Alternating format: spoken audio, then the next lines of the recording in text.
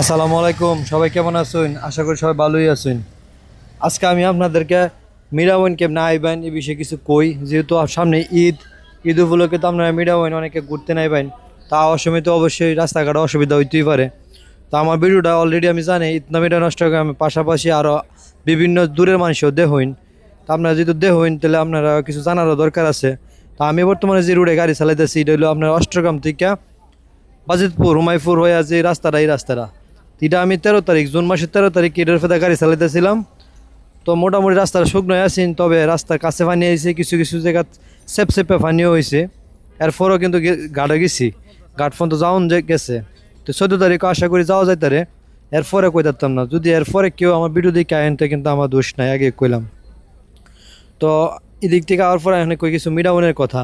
মিডাউনে যেহেতু আপনার কিছু কথা কমতে মিডাউনে 0 পয়েন্টে খারে কই। মিডাউন থেকে অলরেডি আপনার সব দিক দিয়া পানি হয়ে গেছে গা, সব দিক দিয়ে বুড়ে গেছে গা, আপনার মানে সব দিক দিয়ে বড় বড় নাও চলে। তো মিডাউন 0 পয়েন্ট যেহেতু আছে, আরেকটা কথা কই, এই যে দেখেন রাস্তার মধ্যে আপনার যে আলফানটা দেখতেছেন, এটা কিন্তু অনেকে আমার কমেন্টস করে জিগাইন এটা আসেনি না, আছে এটা একবারে চকচক হয়ে আছে, আগের মতোই আছে। তবে কিছুটা রং ময়লা হয়ে গেছে গা, যেহেতু এটার সাথে আপনার মালবাহী এই যে আপনার ট্রাক টুক চলছে, এখানে আপনার কিছু মাটি মুড়ি লাগায় ময়লা করে লাইছে। আর যেটা কইতেছিলাম, মিরাবইন থেকে আমরা এখন বর্তমানে জেন মে যাইন নাও লাগবো, গাগরা গেল বড় নাও, এরপর যে আপনি বালিখোলা যাইন, বালিখোলা গেল আপনার বড় নাও, এরপর স্পিড বোটও যাইতে পারবেন যারা একটু আগে যেতেন চাইন তাড়াতাড়ি।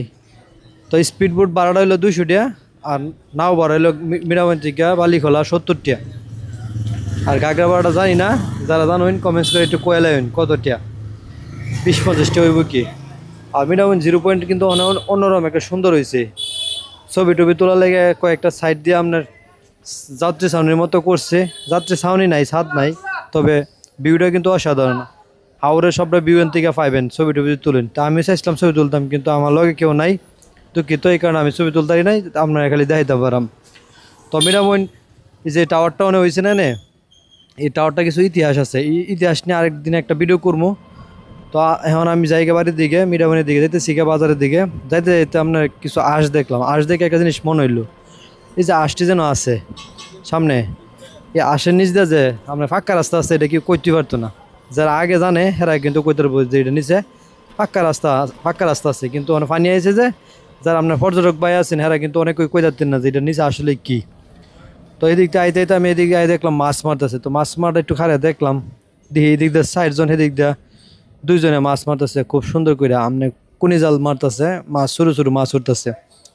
তো মাছ মারা ভালোই লাগলো দেখতে দেখতে। তো মাছ মারা দেখতে দেখতে একটা জিনিস দেখলাম, আমার মতো কিছু বেকাইরা আছে না, যেটা মাছ মারা দেহে বয়ে বয়ে ওই দেহ উঠে বয়ে বয়ে দেহে, কাম নাই হেরা মাছ মারে উফেতে বয়ে বয়ে দেহে।